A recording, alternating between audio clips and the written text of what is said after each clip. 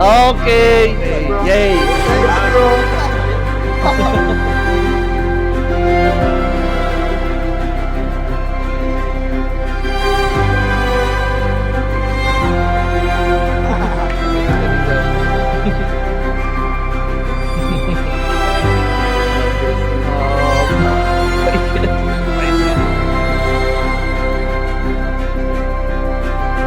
Kinakabahan lahat.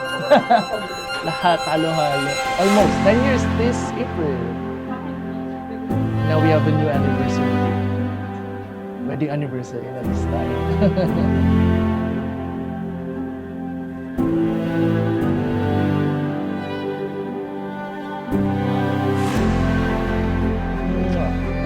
Love you.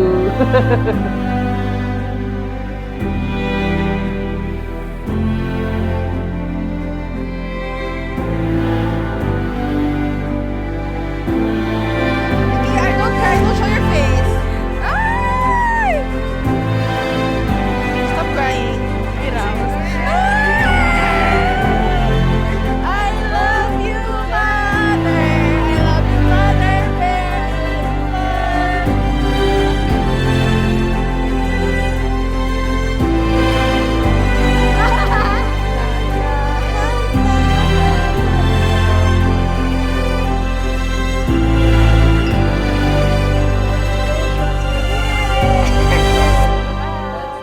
Let's go! Happy wedding!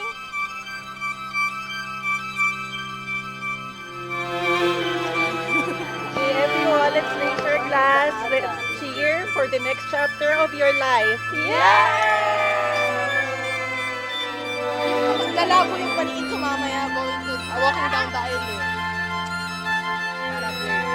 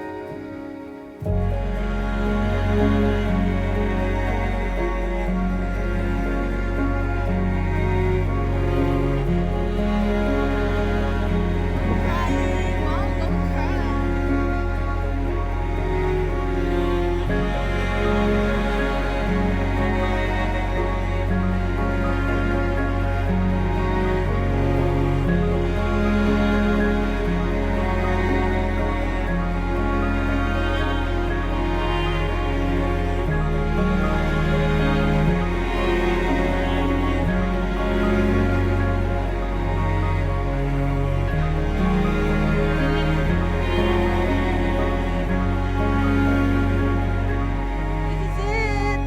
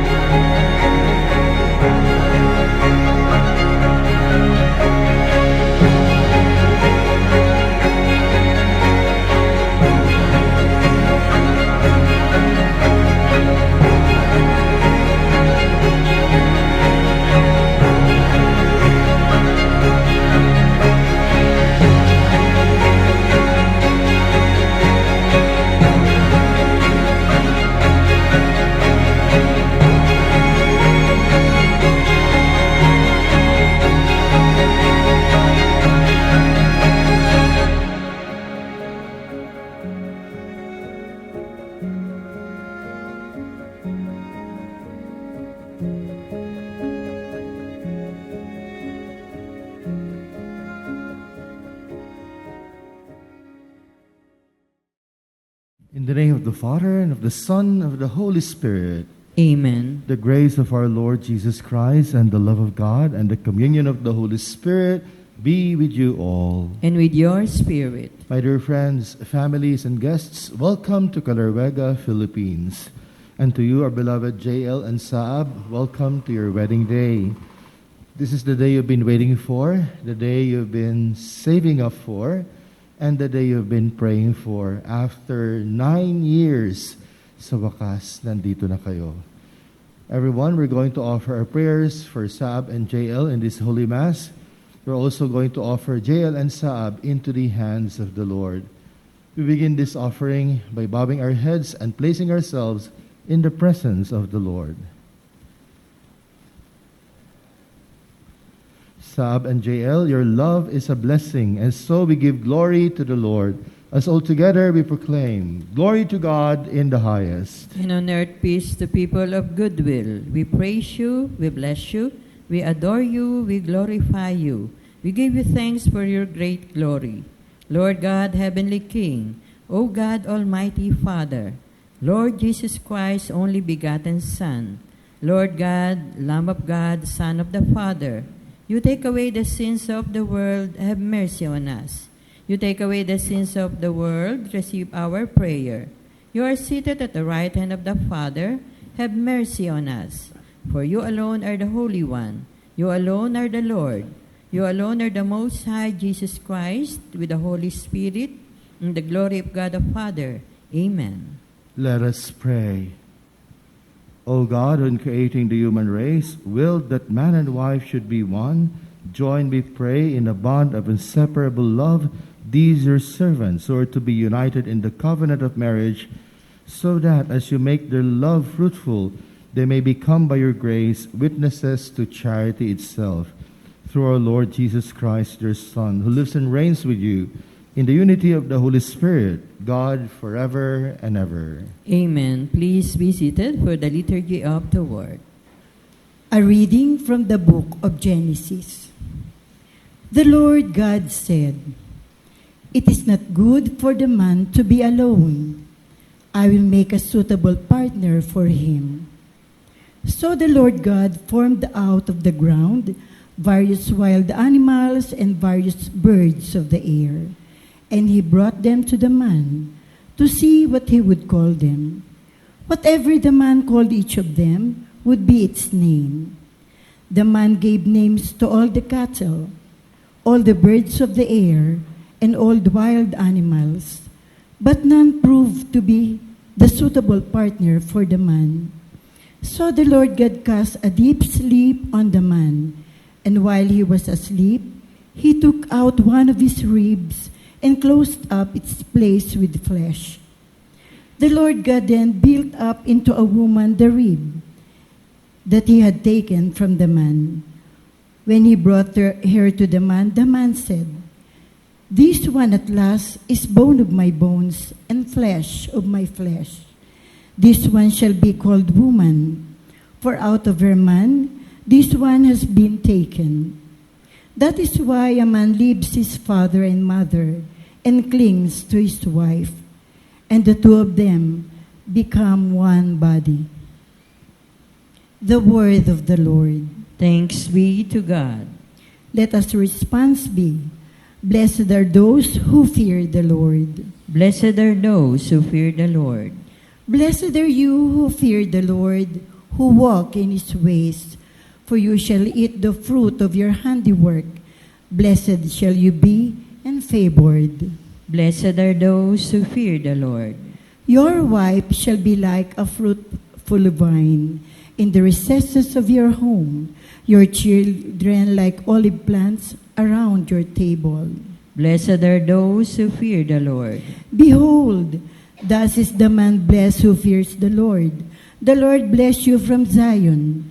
May you see the prosperity of Jerusalem all the days of your life. Blessed are those who fear the Lord. A reading from the first letter of St. Paul to the Corinthians. Brothers and sisters, strive eagerly for the greatest spiritual gifts, but I shall show you a still more excellent way. If I speak in human and angelic tongues, but do not have love, I am a resounding gong or a clashing cymbal. And if I have the gift of prophecy and comprehend all mysteries and all knowledge, if I have all faith so as to move mountains, but do not have love, I am nothing. If I give away everything I own, and if I hand my body over so that I may boast, but do not have love, I gain nothing. Love is patient, love is kind.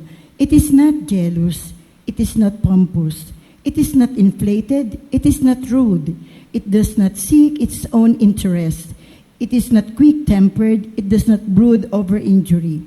It does not rejoice over wrongdoing, but rejoices with the truth. It bears all things, believes all things, hopes all things, endures all things. Love never fails. The word of the Lord. Thanks be to God. Please all stand to honor the Holy Gospel.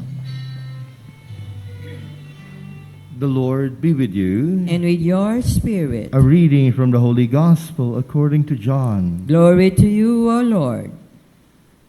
There was a wedding in Cana in Galilee, and the mother of Jesus was there. Jesus and his disciples were also invited to the wedding. When the wine ran short, the mother of Jesus said to him, "They have no wine." And Jesus said to her, "Woman, how does your concern affect me? My hour has not yet come." His mother said to the servers, "Do whatever he tells you." Now there were 6 stone water jars there for Jewish ceremonial washings, each holding 20 to 30 gallons. Jesus told them, "Fill the jars with water." So they filled them to the brim. Then he told them, "Draw some out now and take it to the head waiter." So they took it. And when the head waiter tasted the water that had become wine, without knowing where it came from, although the servants who had drawn the water knew, the head waiter called the bridegroom and said to him, "Everyone serves good wine first, and then, when people have drunk freely, an inferior one, but you have kept the good wine until now." Jesus did this as the beginning of his signs in Cana in Galilee, and so revealed his glory, and his disciples began to believe in him. My dear friends, families, guests, and our beloved JL and Saab, the Gospel of the Lord. Praise to you, Lord Jesus Christ. Please be seated and listen to the homily. Please allow Saab and JL to feel your love right now by giving them a warm and heartfelt applause.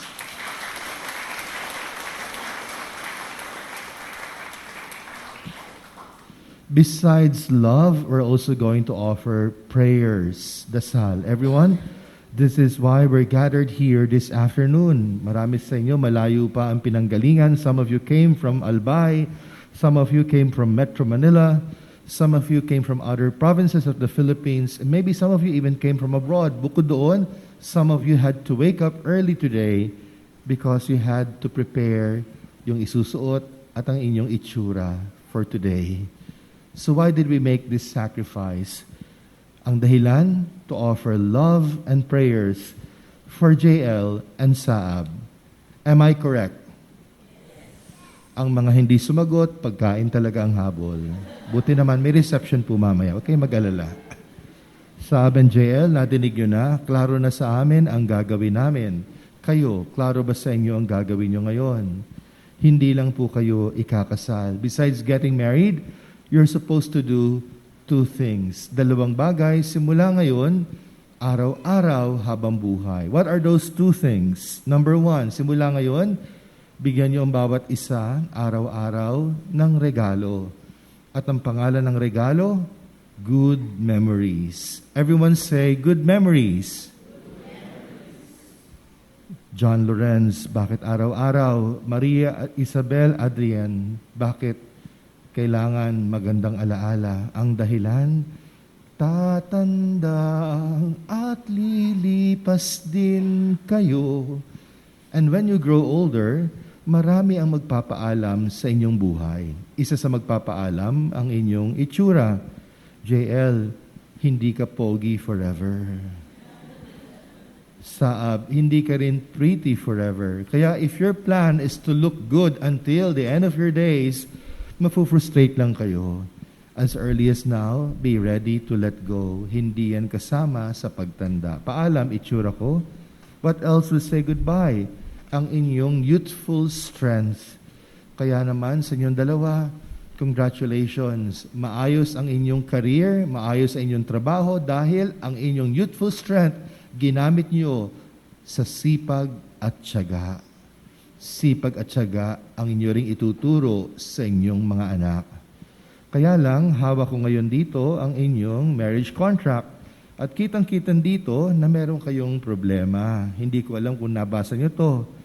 Nakita niyo ba ang problema? Ito ang problema. Ang problema niyo, pareho na kayo, 30 years old. Yan ang problema. Bakit? Kung sana 25 o 24 lang kayo ngayon, sapat na ang sipag at tiyaga. Pero pag pushing 30 na, kulang na. Dapat sinimulan nyo na, if hindi nyo pa nasimulan, simulan nyo na ngayon, ang tinatawag na savings and investments.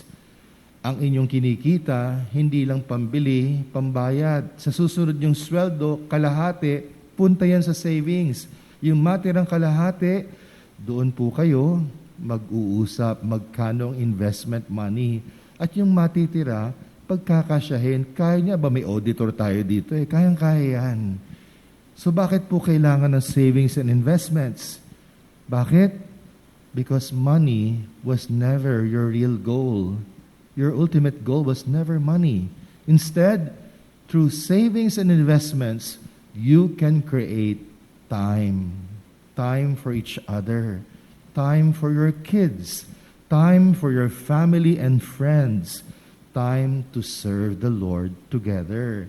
Kaya nga sa Tagalog, hindi natin ginagamit ang salitang hanap pera. Ang ginagamit natin ay hanap buhay, life, quality of life. And quality of life and relationships need time. Pag walang oras, babagsak ang mental health, babagsak ang relationships, babagsak ang quality ng self-care. Kaya huwag kayong makalimot.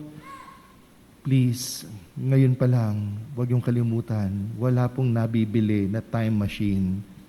Pag meron tayong hindi nagawa o na-miss, hindi na natin maibabalik yun.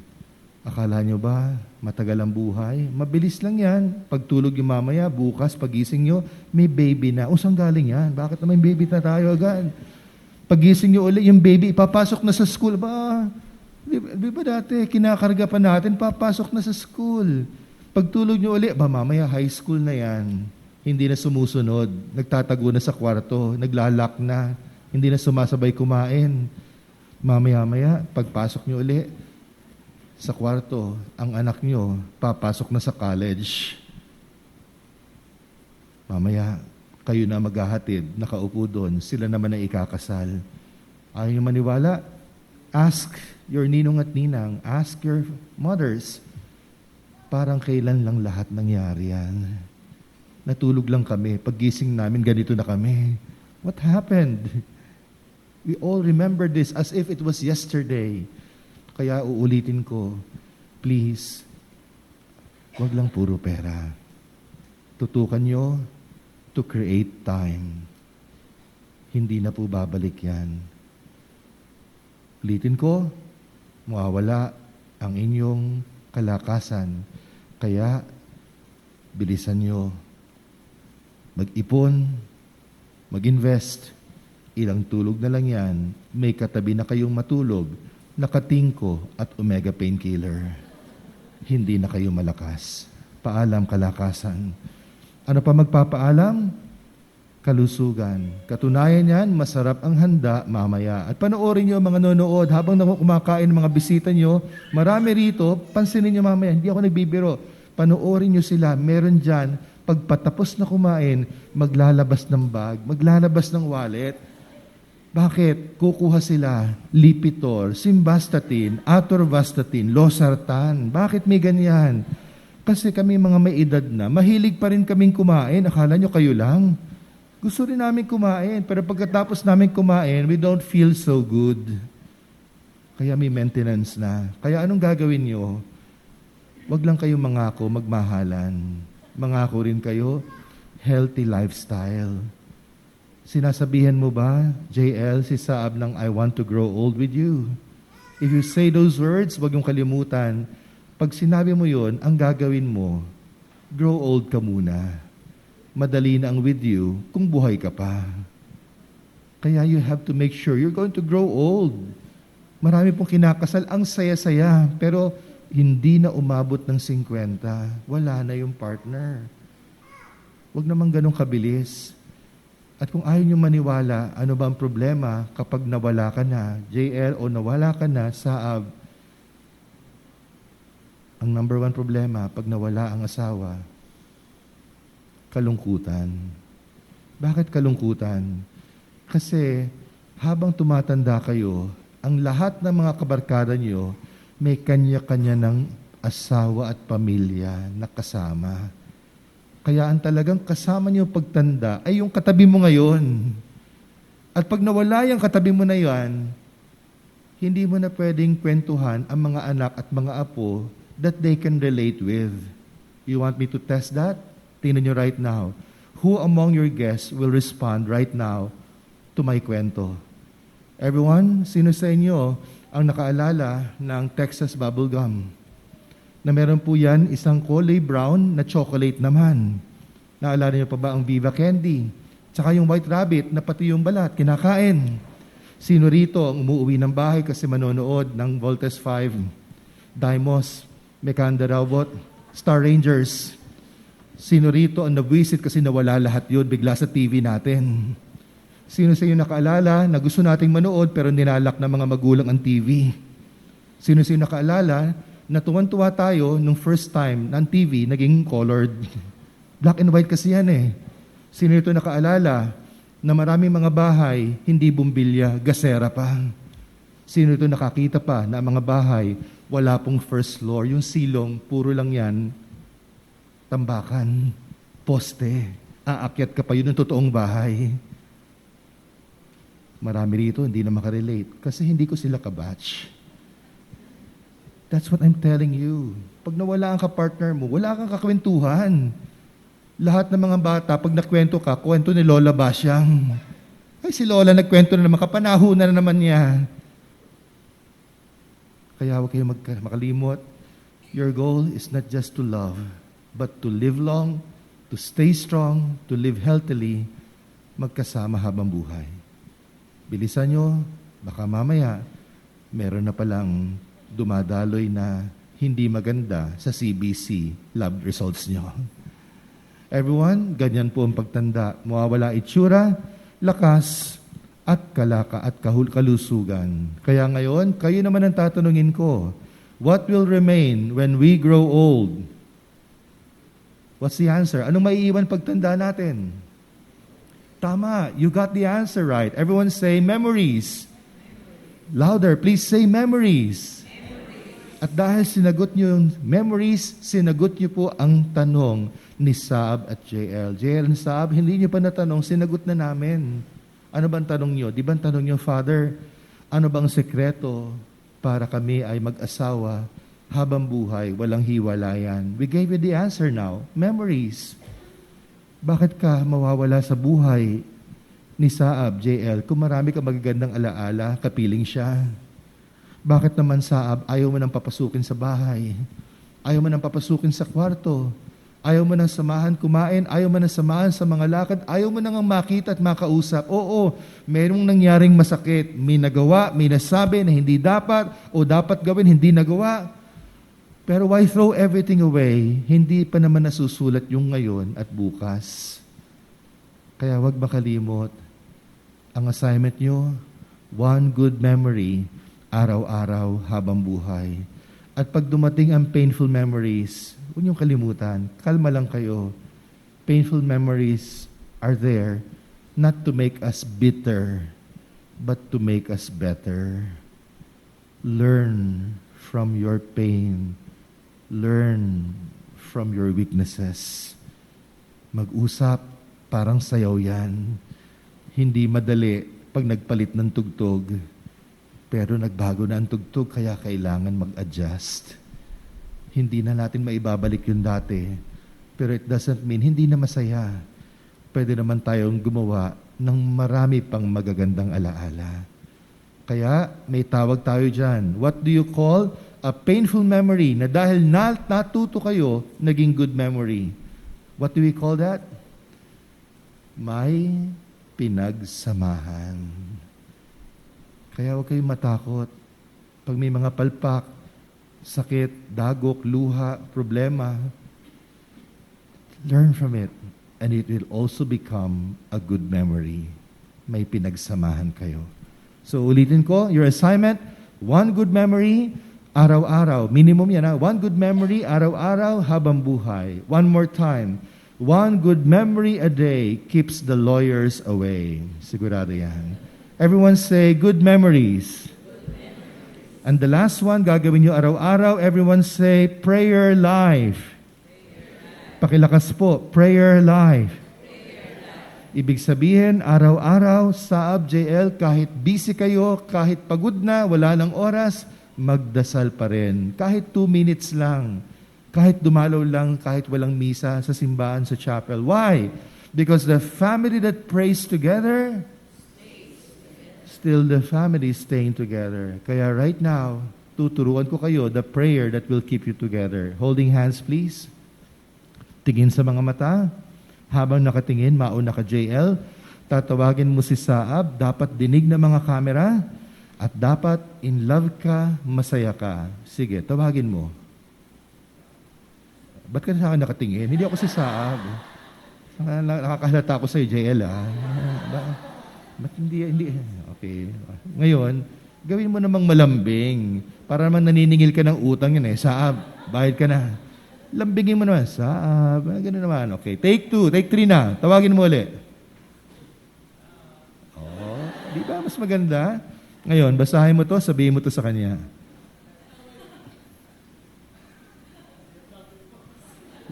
Look at her eyes, be sincere. Okay? Kahit pumipuyok ka, pwede na yan. Good boy, buti alam mo. Good boy, JL. Now, Saab, alam mo nang gagawin, ha? Tatawagin mo si JL. In love, masaya, naglalambing, dinig ng mga camera. Tawagin mo. Okay, one more. Nawawala talaga eye contact mo talaga, JL. Umaalis talaga mata mo. Tingin lang sa kanya. Nakatingin sa'yo si Saab, eh. One more time. Tawagin mo Saab.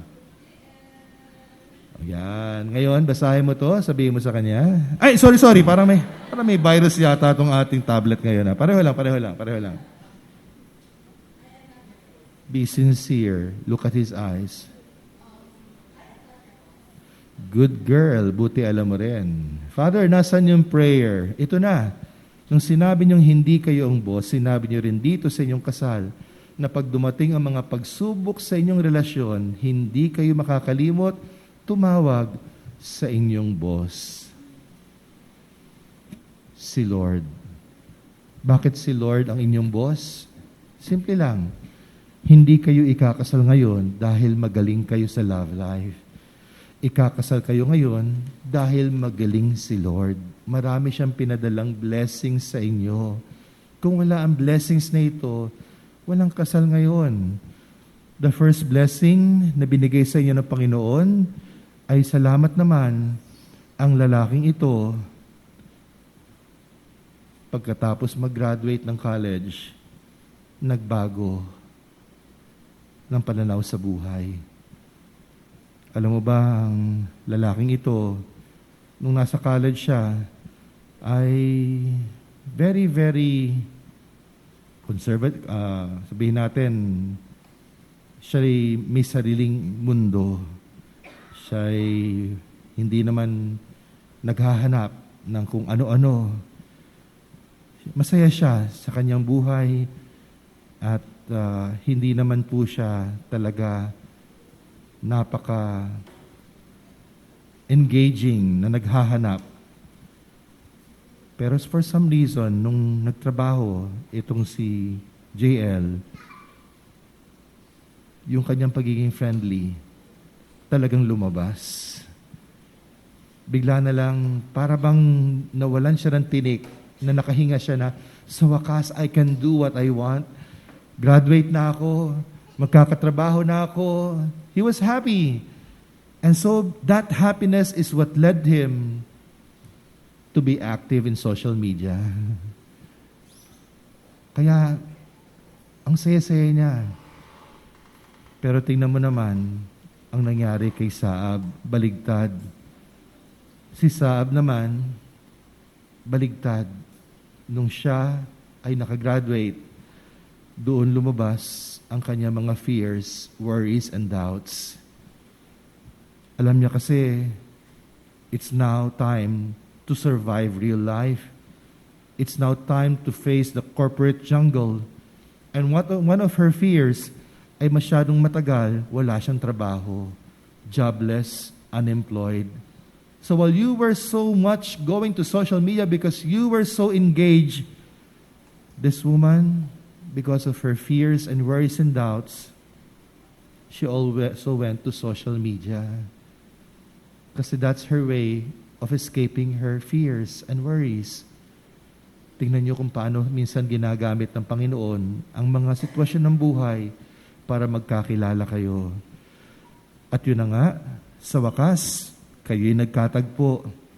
At naalala niyo pa ba, nung kayo ay nagkakilala online, naging magkaibigan kayo. Sa sobrang pagiging magkaibigan, pumayag kayong magkita sa wakas.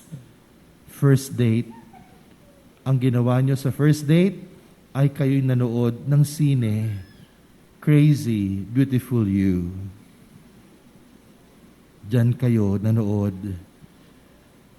At naalala nyo ba, ito pala ang simula ng sobrang dami pang pelikulang panonoorin. Sobrang daming food trips. Sobrang daming milk tea and coffee dates. At nung kayo'y nakaipon na ng konti sa inyong trabaho, aba, nagta-travel na kayo. Una sa Pilipinas, and then pumupunta pa sa abroad. Dito lumalim ang inyong samahan. Dito kayo nabuo.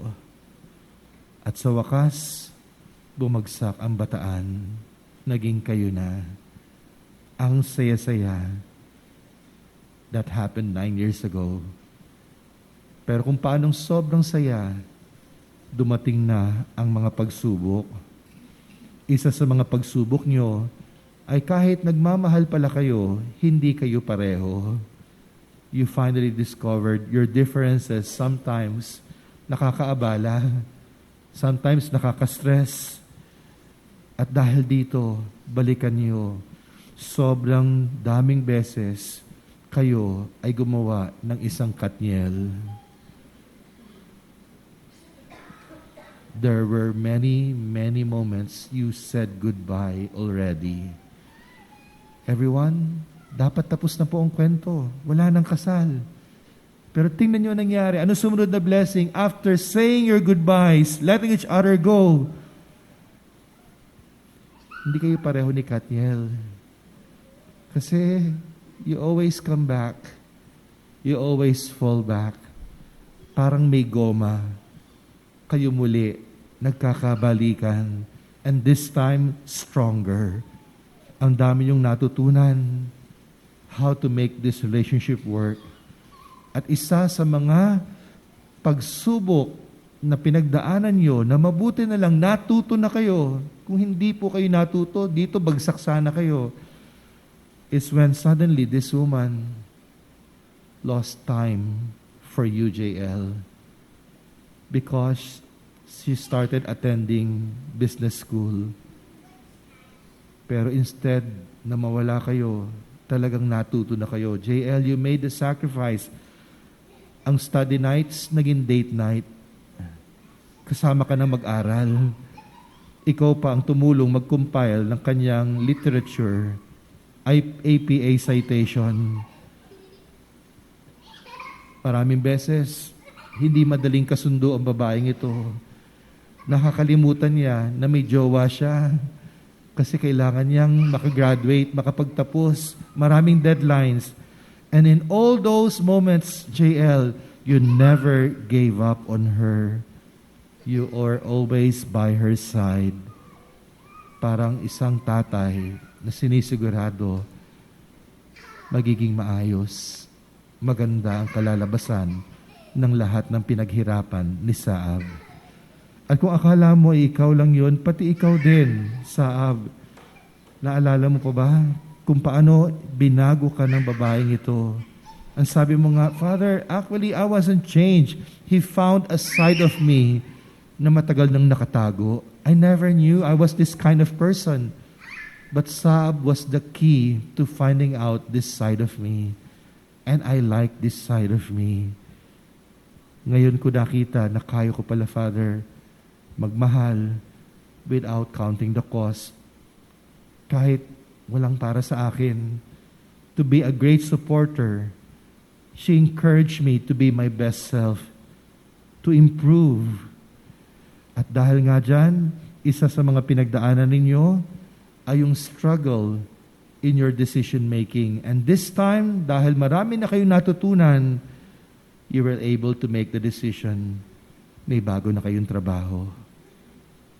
Ito ang pinagdaanan nyo, kasabay ng pandemic, kasabay ng pag-iipon para sa araw na ito. And finally, you're here, getting married. So if you're going to ask me why you're getting married today, it's an easy answer. Ang dahilan, kasi may nagdasal. Sino ba nagdasal? Kayo mismo. Isa sa mga ginawa niyong date, nung kayo nagsisimula, hindi kayo nakamiss ng Sunday Mass. Lagi kayo nagsisimba. Hindi niyo kinalimutan ang Panginoon. Kaya hindi kayo nakalimutan ng Diyos.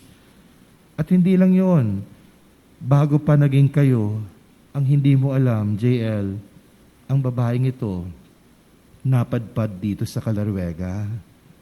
Kaya dito kayo ikakasal. Kaya nga malayo. Marami nagreklamo. Ba't tayo umakyat dyan? Traffic. Weekend pa, Sabado. Hindi naman taga dyan tayo. Magastos. Kasi yun ang sikreto eh. Hindi ka pa kilala, JL, nandito noong 2013, si Saab. Bakit? College retreat nila. At naalala mo ba ang ginawa ni Saab dito sa chapel na ito? Nagdasal siya about this day. She prayed for this day. Sabi niya, Lord, balang araw babalik ako dito for my wedding. Hindi ko alam, Lord, kung sino yon. Pero kung sino man yun, Lord, pakihanda siya. Pakihanda ako. Imagine that. You have not even met. She prayed already for you. Kaya magtataka pa ba kayo ba't nagkakabalikan? At syempre, isa sa mga nakalimutan ni Saab is before siya nag-apply ng trabaho, meron siyang dasal na ginawa sa UST Grandstand. Saab, do you still remember that evening? Kasama mo ang iyong batchmates. It was your baccalaureate mass. Nag-off ang UST ng kanyang mga ilaw at pinaharap kayo sa UST main building na ang nakailaw lang ay UST cross. Do you still remember your prayer? Because that prayer is answered today. JL, listen to her prayer on her baccalaureate mass. Trace with the sails of the galleons the dream beyond our seeing. Touch with the flame of your kindness the gloom of our darkest night. Akala na iba, pang basketball lang yun. Hindi naaalala na iba. Ang tindi nung hiniling nyo. When you graduated, ang sabi mo sa Lord, bless my dreams beyond my seeing, including my wedding. And Lord, pag dumating ang darkest night sa buhay ko, Lord, trace with the sails of the galleons and be the kindness that will help me survive the night, the gloomiest nights of my life. Kaya huwag kayong makalimot. May nagdasal. Kaya nakikinig ang Diyos. Sinasagot ni Lord ang mga dasal natin. After today, ipagpatuloy niya yan. Prayer life, araw-araw, habang buhay. Everyone say, good memories. Everyone say, prayer life.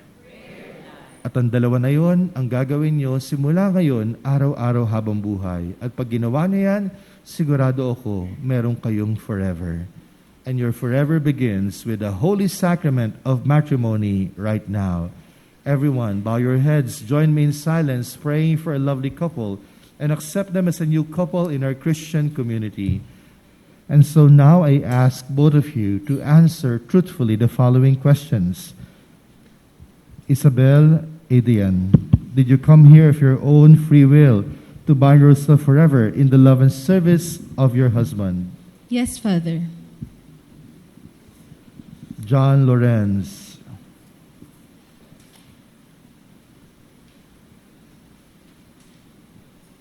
John Lorenz, did you come here of your own free will to bind yourself forever in the love and service of your wife?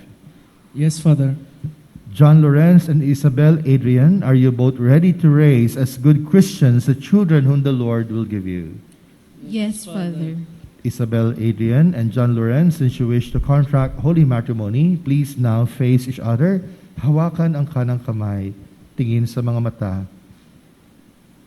Express your love, your wedding vows before the Lord and His church. I, John Lawrence, take you, Isabel Adrian, to be my wife. I promise to be faithful to you in good times and in bad, in sickness and in health, to love you and to honor you all the days of my life.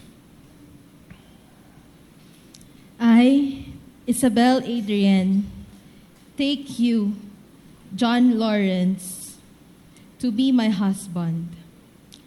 I promise to be faithful to you in good times and in bad, in sickness and in health, to love and to honor you all the days of my life. Lapit sa microphone, please pray together. Grant us, Grant us, O Lord, to be one heart and one soul from this day forward, for better or for worse, for richer, for poorer, in sickness and in health, until death do us part. And I, Father Alan de Guzman, a Dominican priest of Calorvega, Philippines, by the authority of the Church, calling on all those present here as witnesses, confirm and bless the bond of marriage which you have contracted in the name of the Father, and of the Son, and of the Holy Spirit. Amen. Parents and principal sponsors, you may now be seated. Thank you very much.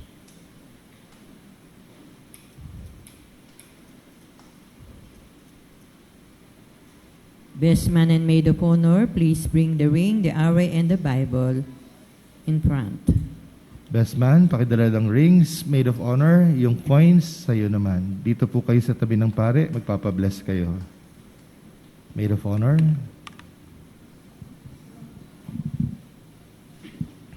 Yung coins ang sa maid of honor. Dito po kayo sa tabi ng pare, magpapabless kayo. Pakibuksan ang mga hawak nyo. JL Saab, we will now bless your rings and array. Our help is in the name of the Lord. He made heaven and earth. Let us pray. Bless, O Lord, your servants, JL and Saab, with sufficiency of material possessions, which this array symbolize, so that they may use them to attain eternal life through Christ our Lord. Amen. Bless, O Lord, these rings, so that your servants, Saab and JL, who wear them, may ever live in mutual love and in unbroken loyalty through Christ our Lord. Amen.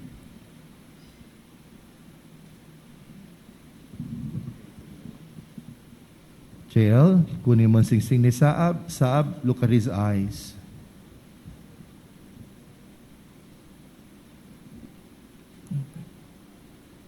Isabel Adrian, wear this ring as a sign of my love and loyalty. In the name of the Father, and of the Son, and of the Holy Spirit. Amen. Amen.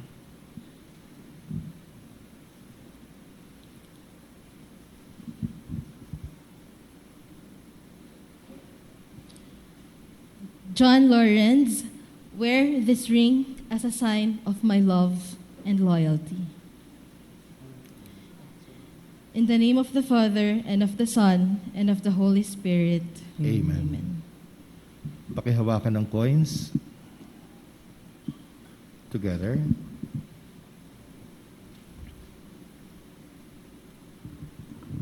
Isabel Adrian, I give you this array as a pledge of my dedication to your welfare and that of our children. In the name of the Father, and of the Son, and of the Holy Spirit. Amen. And I accept them with the promise that I will be your equal partner in working for our welfare and that of our children God will give us. In the name of the Father, and of the Son, and of the Holy Spirit. Amen. Pwede na pong isoli ang coins at pwede na bumalik ang dalawa sa upuan. JL Saab, please now face the altar. Show the Lord your rings. Pakita nyo kay Lord. Sabihin nyo, thank you, Lord. At ngayon, humarap na sa mga bisita. Show them your rings with a smile. Ladies and gentlemen, Mr. and Mrs. John Lawrence and Maria Isabel Adrian Nazarea.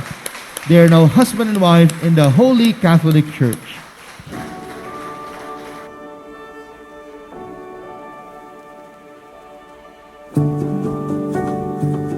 Grant, we pray, Almighty God, that the power of the sacrament we have received may find growth in these your servants, and that the effects of the sacrifice we have offered may be felt by us all through Christ our Lord. Amen. Final admonition. J.L. Saab, you have now received the holy sacrament of matrimony.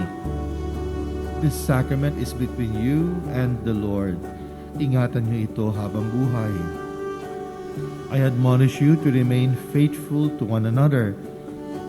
Adrian, Isabel, Maria, love your husband, be a good wife, persevere in faith, love, and holiness. Lawrence, John, love your wife as Christ loves His church. Live with her in the holy fear of the Lord. A while ago, I gave you your formula. Araw-araw, habang buhay, good memories, and prayer life. Right now, mabilis na mga paalala. Una, kandila, sindihan tuwing birthday at wedding anniversary. Don't forget to pray before lighting your candles twice a year. Pangalawang paalala, Facebook group. Sali na kayo sa Marriage and Family with Father Allen. Doon tayo magkikita muli. At kung sakaling may retreat para sa married couples, sana sumali kayo.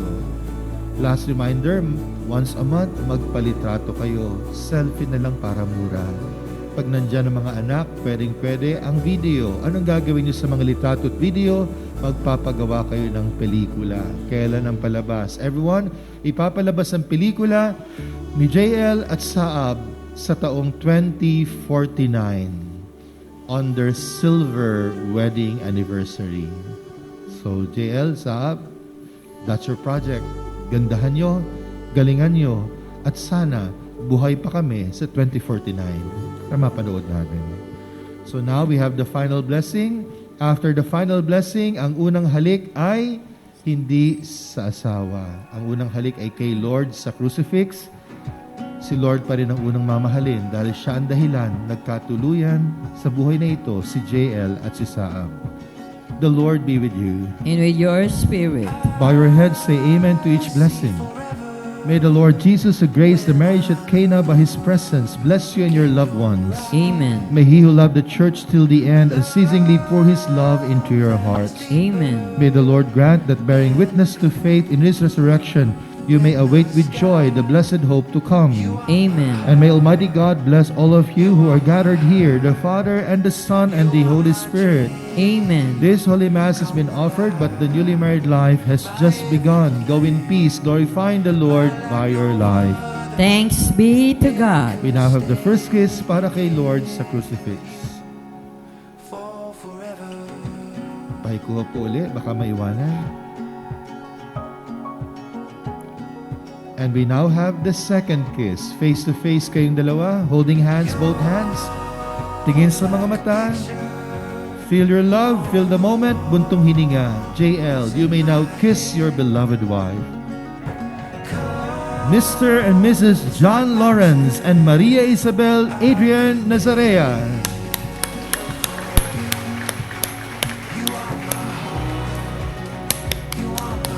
Congratulations and God bless you. Mabuhay ang bagong kasal! Mabuhay! Saab, nakalimutan mo. Yakap mo na. Mabuhay ang bagong kasal! Mabuhay! Mabuhay ang bagong kasal! Mabuhay! And now, Saab, this is the moment. Humarap kayo sa kanila, mga fans. Ngayon pa lang. Everyone, a round of applause for a newly married couple.